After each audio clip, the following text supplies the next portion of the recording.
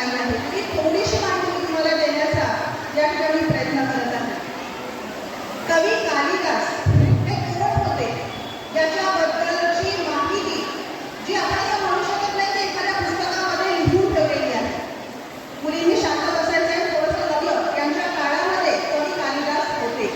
त्यांच्या दरबारामध्ये जे 9 रत्न होते त्याच्यामध्ये कवी कालिदास सुद्धा होते.